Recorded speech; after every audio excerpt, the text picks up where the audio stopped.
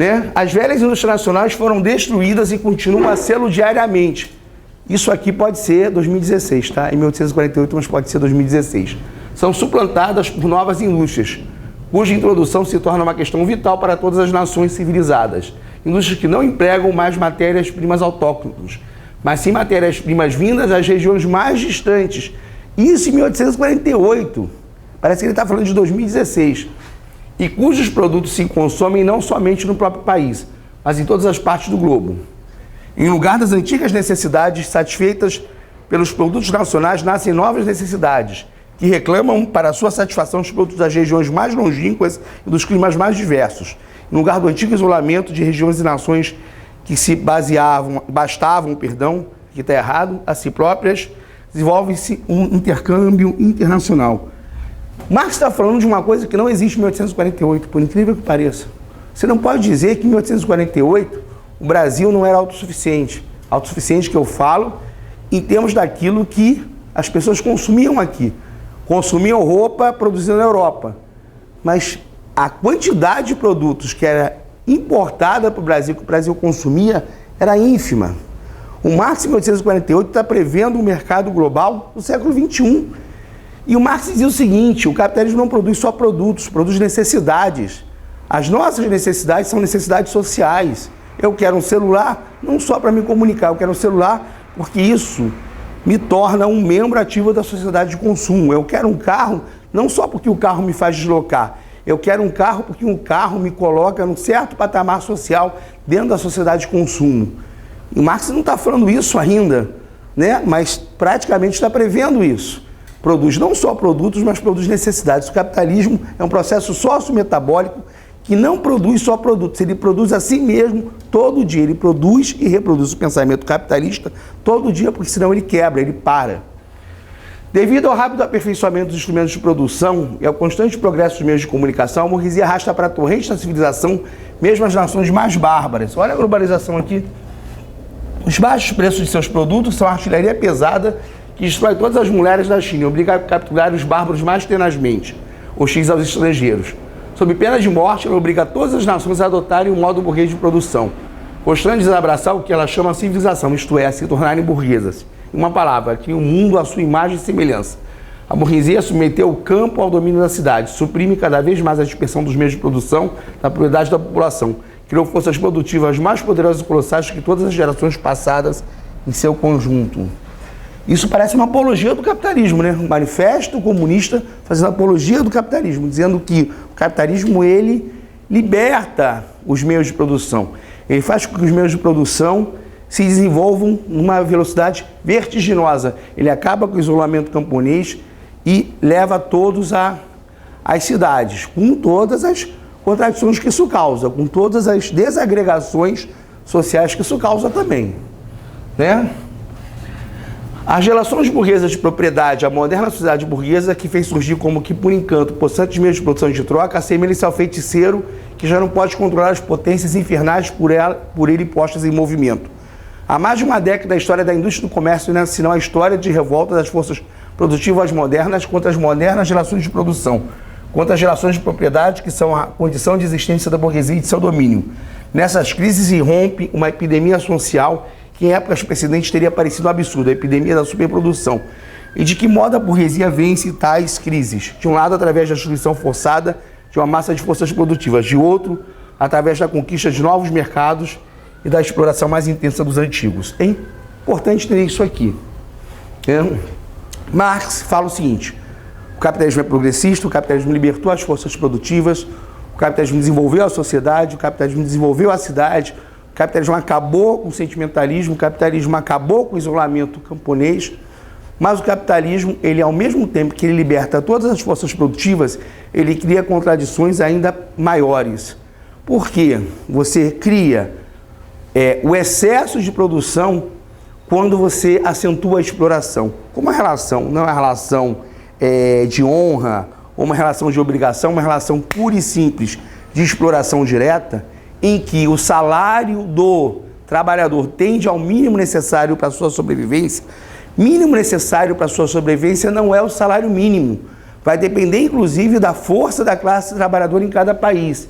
Nos países em que a classe trabalhadora seja mais organizada e mais forte, o mínimo vai ser maior. Em países em que a classe trabalhadora seja menos organizada e menos forte, o mínimo necessário e indispensável vai ser menor. Depende da correlação de forças, mas tende para o mínimo. Então você tem uma sociedade dividida em dois campos hostis. Uma burguesia que tem tudo, 1% da burguesia amealha 50% da renda de toda a humanidade, e um proletariado que não tem nada. Você tem aí 99% de todo o restante da população com 50% da renda. E se você for pegar os 90% mais pobres, eles não chegam a 30% de toda a renda da humanidade. Então você tem uma distribuição de renda extremamente perversa. E não é só perversa, é ineficaz para o próprio sistema. O capitalismo ele tem que circular. Você tem necessariamente, para que o capitalismo sobreviva, uma coisa chamada reprodução do círculo produtivo. MDM, mercadoria, dinheiro, mercadoria. Do momento em que você não tem uma classe trabalhadora com dinheiro na mão para comprar as mercadorias, o capitalismo entra em crise. São as crises que ele coloca aqui. As crises incrivelmente contraditórias de superprodução. Você produz mais que o mercado pode consumir. O mercado não pode consumir porque os trabalhadores são explorados. Só que quando a crise atinge seu ápice, em lugar de você conseguir sair da crise, você a torna ainda mais aguda. Porque se você tem crise e não vende, o que você faz? Você demite. Demitindo, melhora ou piora a crise? Piora. Então, as crises de superprodução são crises muito agudas. As décadas da guerra, de 1914 a 1945, foram décadas de aguda crise capitalista. Isso levou à guerra também. Ele coloca assim, uma das formas de você sair da crise é buscar novos mercados. O que era a guerra, senão a busca de uma nova partilha do mundo, de novos locais de exploração de matérias-primas e de novos locais para vender seus produtos. Então, o Marx está dando um curso aqui de como entender como funciona o capitalismo, como funciona a produção, a circulação, e qual é a grande contradição do capitalismo.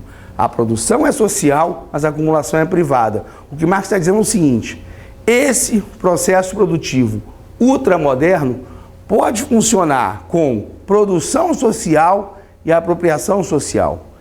Não é necessária nessa produção social a apropriação privada. O que está provocando a crise não é a produção social, é a apropriação privada. A novidade do Manifesto Comunista é Marx sugerir que cesse a apropriação privada dos meios de produção, que a classe que tudo produz também tudo detenha. A burguesia, olha só, a burguesia não forjou apenas as armas que lhe trarão a morte, produziu também os homens que empunharão essas armas, os operários modernos, os proletários. O proletário passa por diferentes fases de desenvolvimento. Sua luta contra a burguesia começa com sua própria existência. Com o desenvolvimento da indústria, o proletariado não apenas se multiplica, concentra-se em massas cada vez maiores. Sua força aumenta e ele sente mais tudo isso. De todas as classes que hoje se opõem à burguesia, apenas o proletariado é uma classe verdadeiramente revolucionária. Não vou entrar muito na discussão se o proletariado é ou não a classe revolucionária hoje em dia, porque isso é uma discussão muito mais complexa. Mas o que Marx está dizendo é o seguinte: a burguesia gera riqueza e gera pobreza.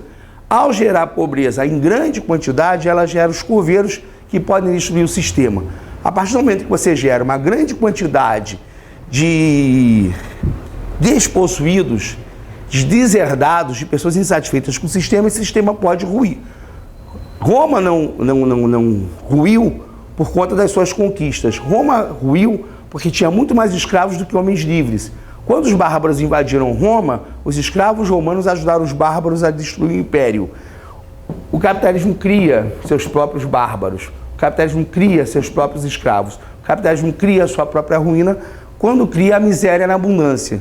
Você tem uma miséria muito grande, isso é palco, isso é fermento para revoltas. A história do capitalismo é história de revoltas contra o capitalismo, inclusive de revoluções. Marx está colocando isso aqui. Ele viveu uma era de revoltas e posteriormente a ele, na década de 70, na década de 80, início do século XX, há uma série de revoltas contra o capitalismo, culminando na Revolução Russa de 17.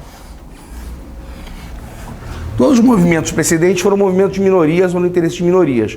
O movimento proletário é um movimento independente da imensa maioria, no interesse da imensa maioria. O proletário, extrato inferior da atual sociedade, não pode erguer-se por-se de pé sem que salte pelos ares toda a subestrutura dos estratos que constitui a sociedade civil oficial. Lenin, Revolução Russa, a grande massa proletariado tomando de assalto o Estado. Então Marx está colocando algo óbvio. Se você tem uma grande maioria despossuída, e essa maioria despossuída resolver se revoltar, ela pode jogar todo o edifício do capitalismo por abaixo. Nas condições de existência do proletariado, já estão destruídas as da velha sociedade. Isso aqui são justos no Reichstag. A União Soviética foi a grande vencedora da Segunda Guerra. Fala que foi os Estados Unidos. Economicamente foi os Estados Unidos. Militarmente, quem derrotou a Alemanha foi a União Soviética. Nas condições de existência do proletariado, já estão destruídas as da velha sociedade. O proletariado não tem propriedade. Suas relações com a mulher e os filhos nada têm de comum com as relações familiares burguesas. O trabalho industrial moderno, a sujeição do operado pelo capital, tanto na Inglaterra como na França, na América, como na Alemanha, dispôs o proletário de todo o caráter nacional. As leis, a moral e a religião são para ele meros preconceitos burgueses, atrás dos quais se ocultam outros tantos interesses de classe. Isso é uma simplificação. Efetivamente, discutir a relação do proletariado com religião daria uma outra aula. Mas o que ele quer dizer é que essa nova sociedade, essa nova família proletária, em que a mulher foi jogada no mercado produtivo, então a relação do homem com a mulher, se a mulher trabalha e o homem trabalha, é lógico que o machismo vai permanecer, é lógico que está fossilizado uma série de preconceitos na nossa cabeça e na sociedade. Mas se a mulher trabalha e o homem trabalha e se relacionam, constituem uma família, é de livre consentimento. Se só o homem trabalha e a mulher não trabalha, você pode ter uma sujeição. Então a nova família proletária em que ambos trabalham é uma família de novo tipo. É uma relação em que há que haver uma concordância de ambos. Marx é o primeiro a mostrar isso. Tanto que você vai ver o número de divórcios, de desquites posteriores no sistema capitalista, isso vai explodindo, porque efetivamente a mulher agora tem uma certa liberdade. Então ele está dizendo, essa nova família não é a família anterior, em que a mulher se sujeitava ao homem eternamente, porque do homem dependia a sobrevivência da mulher. Marx é extremamente, eu estou falando, a atuação dele como um homem na família, estou falando como ideólogo. Marx é extremamente feminista na sua ideologia. Marx defende a emancipação da mulher. Marx defende a plena igualdade entre homens e mulheres. Marx defende que haja creches públicas para que as crianças sejam criadas durante o tempo de trabalho pelo Estado, para que a mulher possa trabalhar e, ao fim do trabalho, homens e mulheres pegarem seus filhos e cuidarem deles no resto do dia. Então, ele é extremamente progressista na análise da família. E o Marx, ele era anticlerical, ele via a religião como uma forma de você manter o homem nas trevas do desconhecimento. Né? A condição mais essencial para a existência e a dominação da classe burguesa é a acumulação de riqueza nas mãos particulares. Já falei sobre isso. A formação e o aumento de capital. A condição do capital do trabalho assalariado. A burguesia produz, acima de tudo, seus próprios governos. Seu declínio e a vitória do proletariado são igualmente inevitáveis. Isso é uma forma de exaltar o proletariado à revolta. Isso foi em 1848, a gente está em 2016. E a gente não conseguiu essa vitória do proletariado. Isso é uma possibilidade, não é algo determinado. Mas o Marx mostra claramente que a história é um campo em aberto, é um campo em disputa, que efetivamente as sociedades podem se revoltar e se libertar. O objetivo imediato dos comunistas é o mesmo que de todos os demais partidos proletários. Constituição do proletariado em classe, derrubada da dominação da burguesia, conquista do poder político pelo proletariado. Então Marx coloca como tarefa imediata do proletariado a conquista do Estado, seja através das eleições, seja através de revolução, principalmente através da revolução. Mas como não há espaço vazio, o proletariado e o partido do proletariado têm que disputar todas as eleições, disputar todos os espaços políticos, disputar organismos de Estado.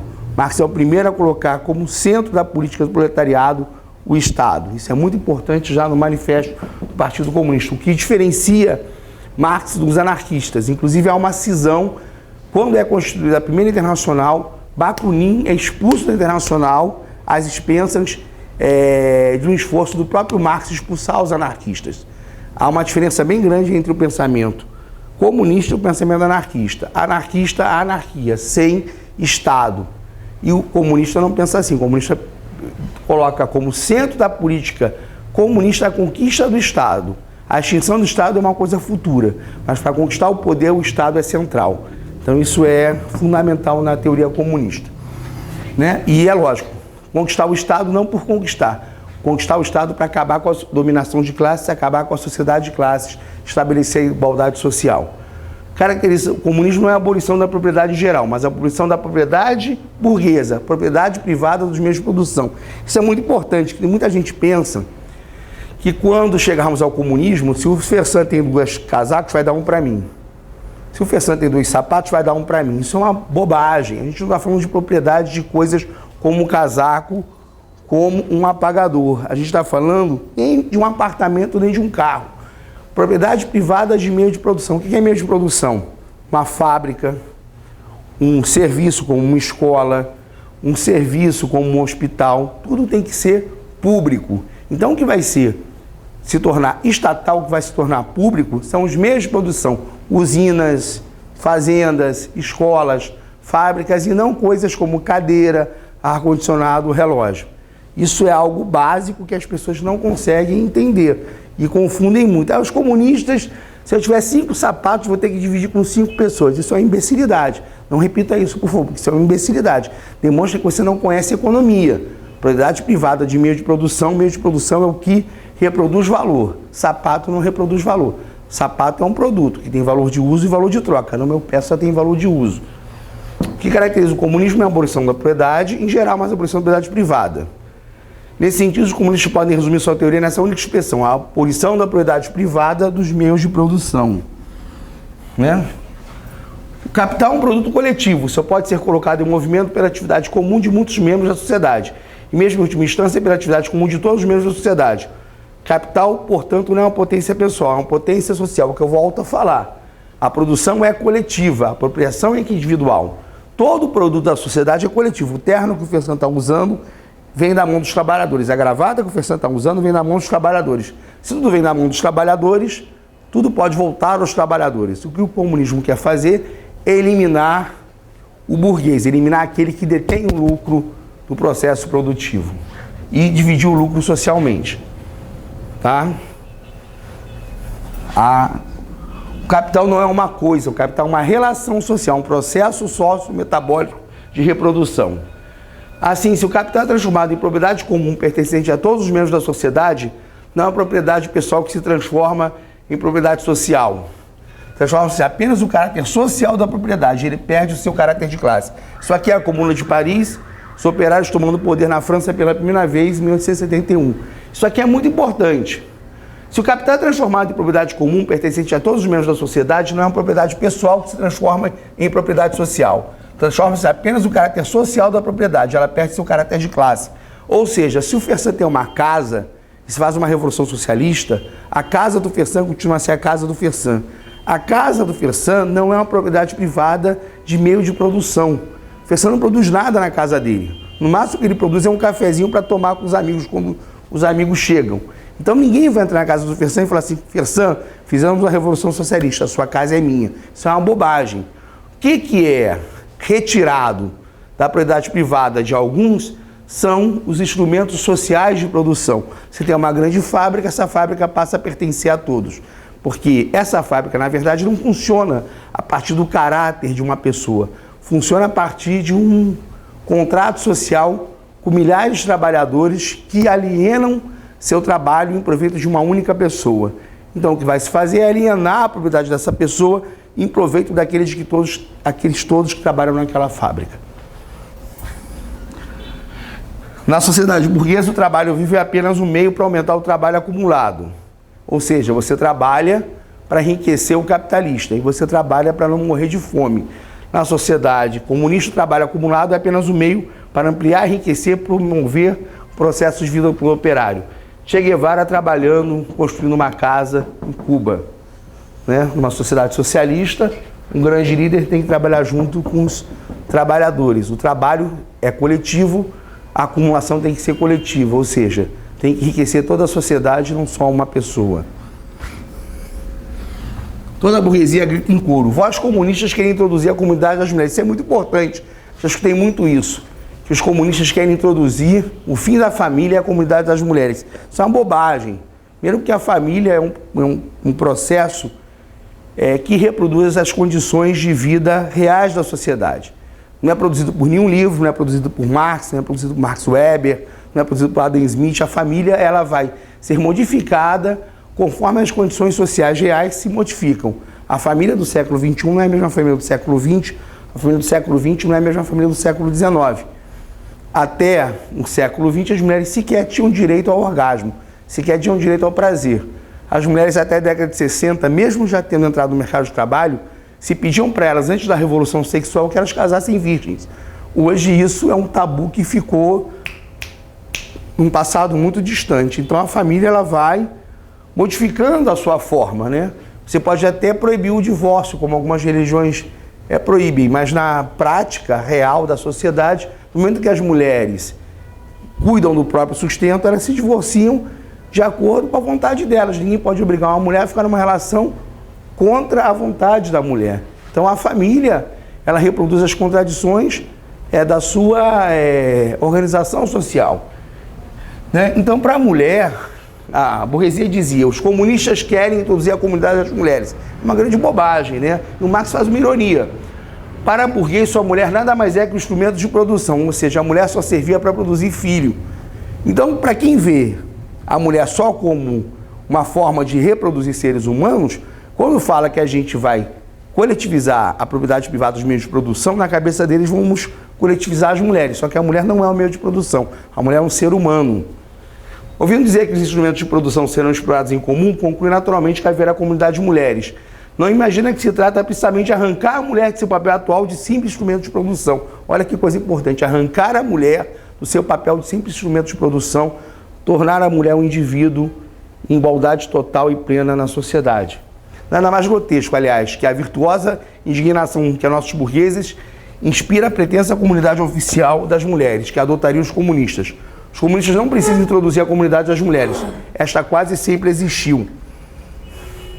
Nossos burgueses, não contentes de ter à sua disposição as mulheres e as filhas proletários, sem falar da prostituição oficial, têm singular prazer em cornearem-se uns aos outros. O Marx é tão irônico que ele fala que a família tradicional, a família burguesa, ela é, na verdade, uma grande ficção na qual os ricos, além de cornearem-se uns aos outros, utilizam-se através da riqueza das mulheres, os proletários, e ainda tem a prostituição oficial. Né? O casamento burguês é, na realidade, a comunidade das mulheres casadas. No máximo, poderiam acusar os comunistas de querer substituir uma comunidade de mulheres hipócrita e simulada por outra que seria a franca oficial. De resto, é evidente que com a abolição das relações de produção atuais, a comunidade das mulheres que sempre existiu permanecerá. O que o Marx está dizendo? Como as mulheres são donas do seu próprio destino, se acabam as condições em que elas são obrigadas a se prostituírem, desaparecendo a propriedade privada dos meios de produção, desaparece a prostituição. O comunismo não priva ninguém do poder de se apropriar dos produtos sociais, o que faz é eliminar o poder de subjugar o trabalho alheio por meio dessa apropriação. Primeira Guerra Mundial, resultado do saque colonial, resultado do desajuste crônico do capitalismo, onde morreram quase 20 milhões de pessoas. Isso aqui é um campo da Primeira Guerra Mundial. Né? Os comunistas são censurados por querer suprimir a pátria, a nacionalidade. Os operários não têm pátria. Não se lhe pode tomar aquilo que não tem. Quando ele está falando de pátria, ele não está falando da ideia de Estado-nação. Ele está falando do patriotismo chauvinista que levou a isso, a guerra entre os povos. A um povo matar o outro em nome de uma ideia hipócrita de pátria. Os comunistas foram contra a guerra. Inclusive, a Revolução Russa nasceu porque o Partido Bolchevique se mostrou contrário à guerra e na consigna de paz, terra e trabalho conseguiu fazer a revolução paralisando a guerra na Rússia. A Rússia saiu da guerra sozinha, fez uma paz à parte com a Alemanha e saiu da guerra. As separações e os antagonismos nacionais entre os povos desaparecem com o desenvolvimento da burguesia, com a liberdade de comércio, com o mercado mundial, com a uniformidade da produção industrial e com as condições de existência ela correspondentes. A dominação do proletariado industrial e com as condições de existência ela correspondentes. A dominação do proletariado fará com que desapareçam ainda mais. Na medida em que é abolida a exploração de um indivíduo por outro, é abolida também a exploração de uma nação por outra. Com o desaparecimento do antagonismo das classes no interior das nações, desaparece também a noção de hostilidade entre as nações. A ideia de Marx é que, a partir do momento em que você faz uma revolução no país, que esse país é socialista, esse país não deve explorar o outro, que as nações não devem se explorar. que as relações comerciais não podem ser desiguais, mas iguais de forma a criar uma comunidade de nações em que haja uma harmonia. Então, o marxismo ele é muito progressista desde o seu nascimento, no sentido de dizer que um mundo de paz, para que haja um mundo de paz, não pode haver imperialismo, não pode haver a subjugação de uma nação por outra. O que demonstra a história das ideias, senão que a produção intelectual se transforma com a produção material. As ideias dominantes de uma época sempre foram as ideias da classe dominante. Olha que coisa brilhante. O que demonstra a história das ideias, senão que a produção intelectual se transforma com a produção material. As ideias dominantes de uma época sempre foram as ideias da classe dominante. Marx não conhecia a mídia ainda, hein? O que a mídia faz? Televisão, rádio, jornal, aqui, não é nem revista mais, é na internet. Tudo isso, o que faz com as pessoas? O que constitui o nosso pensamento? O que produz as nossas ideias? As ideias dominantes de uma época são as ideias da classe dominante. Nada disso aqui é neutro. Tudo isso aqui incute na nossa mente as ideias de uma classe dominante. Por isso que a gente naturaliza a ideia de dominação, por isso que a gente naturaliza o machismo, por isso que a gente naturaliza o racismo, por isso que a gente naturaliza a ideia de que alguns devem ser muito ricos, outros devem ser muito pobres. São as ideias da classe dominante.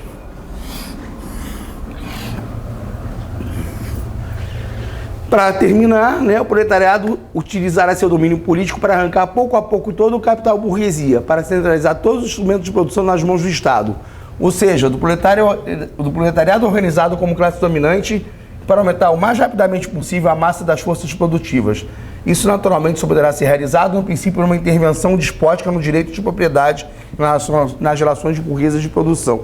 Ou seja, Marx previa que numa revolução, a grande maioria da população teria que intervir para tomar das mãos da minoria os bens de produção e utilizá-los para a riqueza coletiva. Revolução Russa. Quando as diferenças de classe desaparecerem no curso de desenvolvimento e toda a produção concentrar-se nas mãos dos indivíduos associados, o poder político perderá seu caráter político, político de dominação, político policialesco, político de repressão.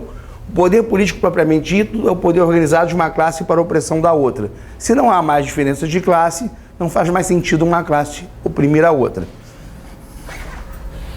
Se na luta contra a burguesia o proletariado é forçado a organizar-se como classe, se mediante uma revolução torna-se a classe dominante, como a classe dominante suprime violentamente as antigas relações de produção, as condições de existência dos antagonismos de classe e as classes geral e com isso a própria dominação de classe desaparece. Faltou desaparece aqui. Então, a ideia de Marx é que o proletariado, ao chegar ao poder, se apropriando dos meios de produção, se apropriando das indústrias, das fábricas, das escolas, dos hospitais, ele acabaria com os antagonismos de classe. Não existiriam mais ricos nem pobres, existiriam apenas pessoas prósperas. Com isso, as condições de dominação de classe desaparecem. Aqui é a Batalha de Stalingrado, quando os soviéticos derrotaram os alemães na Segunda Guerra Mundial. E para terminar, em lugar da velha sociedade burguesa, com suas classes e seus antagonismos de classe, surge uma situação na qual o livre desenvolvimento de cada um é condição para o livre desenvolvimento de todos.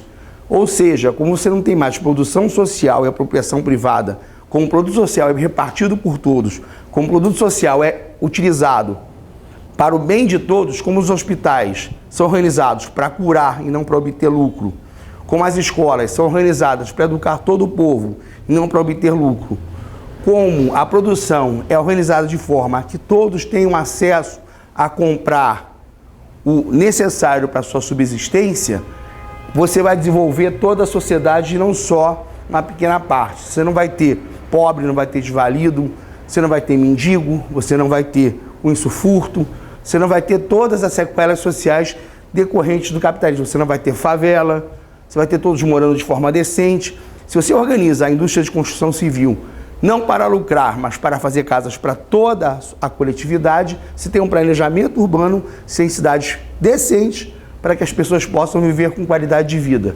É isso que o comunismo está pregando desde o início, qualidade de vida para todos.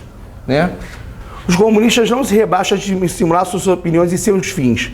Proclamam abertamente que seus objetivos só podem ser alcançados pela derrubada violenta de toda a ordem social existente.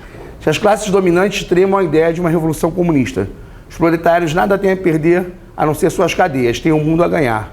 Proletários de todos os países univos. Essa é a exortação final de Marx.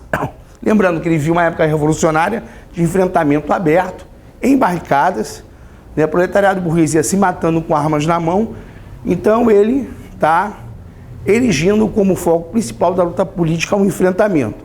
É lógico que um século e meio depois, a gente tem uma série de espaços políticos na qual a gente faz a disputa política para chegar ao poder, não só o enfrentamento aberto. A revolução não é a luta armada em si, a revolução é a tomada do poder social de uma classe pela outra.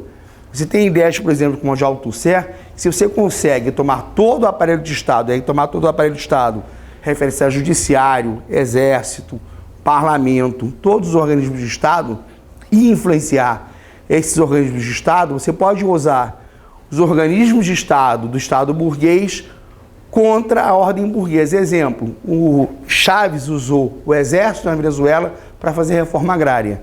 Então é lógico que um século e meio depois, essa coisa da reforma e da revolução, ela é mais contraditória e é mais problemática para a gente debater. Mas a ideia da revolução é a ideia de que uma classe social organizada, o proletariado, os trabalhadores se organizam, tomam o poder, mas não tomam o poder só para manter o capitalismo. Tomam o poder para fazer revolução, para destruir o capitalismo. Você pode fazer uma revolução sem guerra? Bem, se você toma o poder no Brasil, elege um parlamento avançado de esquerda, consegue modificar o judiciário para que ele seja progressista e torna obrigatório, por exemplo, que a saúde seja toda pública e que seja proibida a cobrança por qualquer serviço de saúde, isso já é uma revolução. Se você toma o poder no Brasil e transforma todo o transporte em transporte público, toda a educação em educação pública, isso já é uma revolução. Então, as possibilidades estão em aberto. A história é um campo em aberto de luta para todos e todas, para a gente reescrever a história. A aula foi um pouco corrida, porque é uma aula de demonstração, o manifesto é muito grande.